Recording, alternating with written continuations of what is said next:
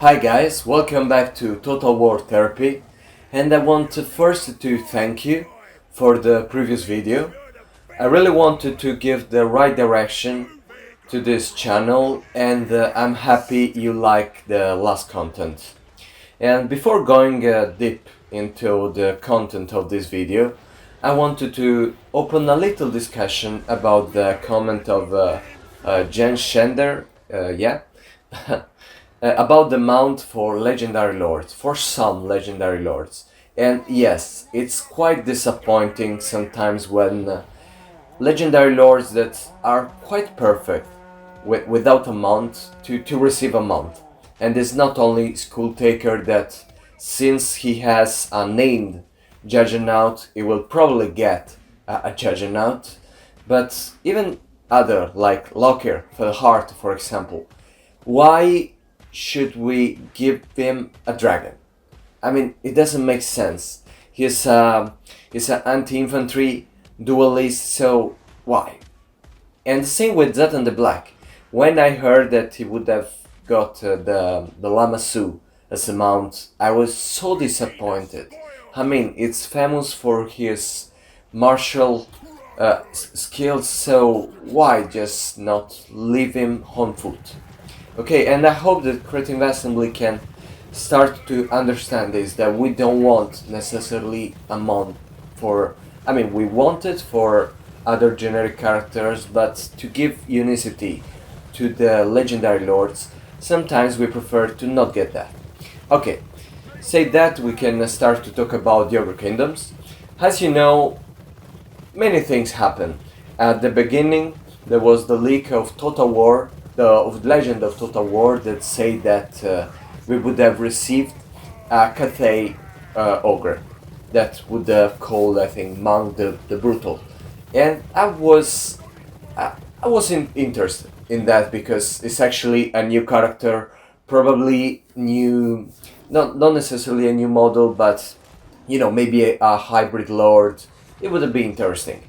With some units that we knew nothing about it.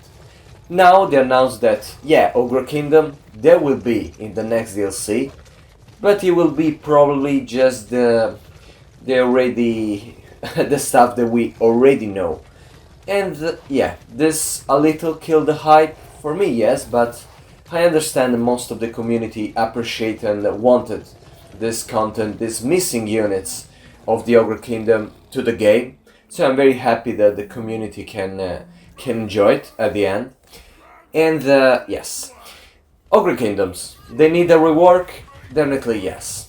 All the things of camping and contracts, they are good ideas, but they need to be fixed a lot. And I think that's why they choose to focus on Ogre Kingdoms now, but because you know there is already a DLC in Total War Warhammer 3 for Ogre Kingdoms. And it's weird that you have to pay $15 to play the Ogre Kingdoms now with 2 legendary lords, but you will be able to play Ogre Kingdoms with 1 legendary lord, but the full roster with the new units, if you will take the $8 new part of DLC, you know. It's so weird. I expected the Ogre Kingdom DLC in the last, at the end, okay, of the game, of the DLC, like the last DLC ever, okay, with Ogre Kingdom. But at this point, it's very, very weird.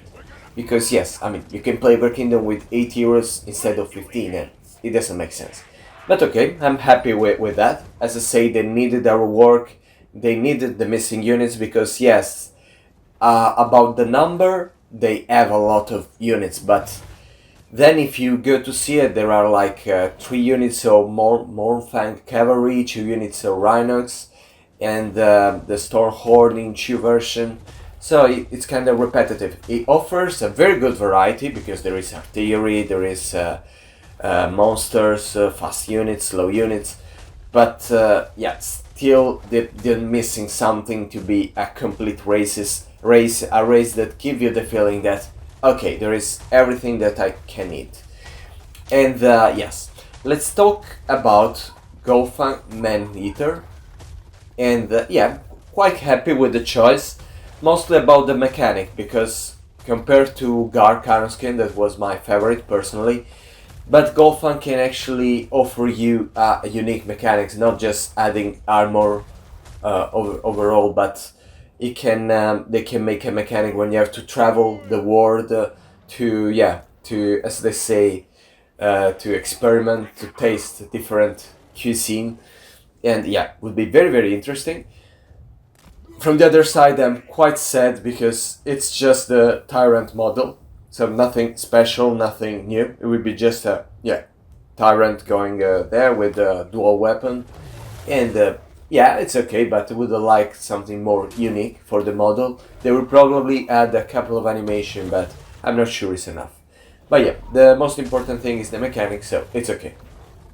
Sorry for Gark, but I don't think we will probably see him. Maybe it wouldn't be a perfect VLC, but since we will get a khorne VLC, we can expect no Gark for the rest of the game. I'm sorry about that, but there is a mod about it, so don't worry. I don't play mod personally, but for who play, yeah, I mean, they already have the option to play Gark. About the hero, we will probably get Bragg, and I'm very very happy. It was the character of Ogre Kingdom I always been most hyped for, because yeah, I mean, it's awesome. And with this chained sheet, yeah, I mean, I really expected very very cool animation for him. I'm very very happy. I mean, it's the only legendary hero choice, so we'll probably get him, and very very happy about it. Now, let's talk about the generic characters. First, the Lord. The Lord, it could be something interesting. It could be this kind of paymaster. I really would like it because it will be kind of hybrid Lord, and we need it. The other choice, it will be a man-eater Lord that, yeah, I'm not sure it can offer an actually alternative to the Tyrant.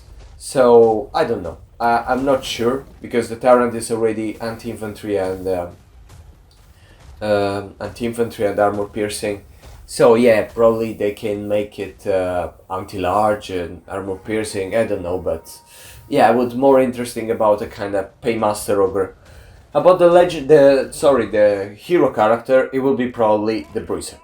We already know that. It's the only hero missing there is a melee focus one, even if, I mean, ogre are quite good at melee overall, but a melee focused hero, hopefully with a mount, with the Rhinox or a Morphar Calf as a mount, it would be very very cool. I really don't understand why Ogre Kingdom don't have this mount.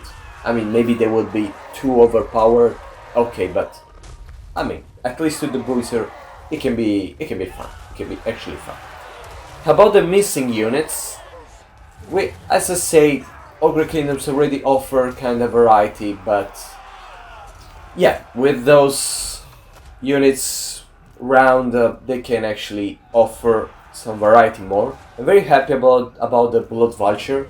I didn't expect them, but we already have the thundertusk as a fast moving unit in the roster, but some flying, both fast and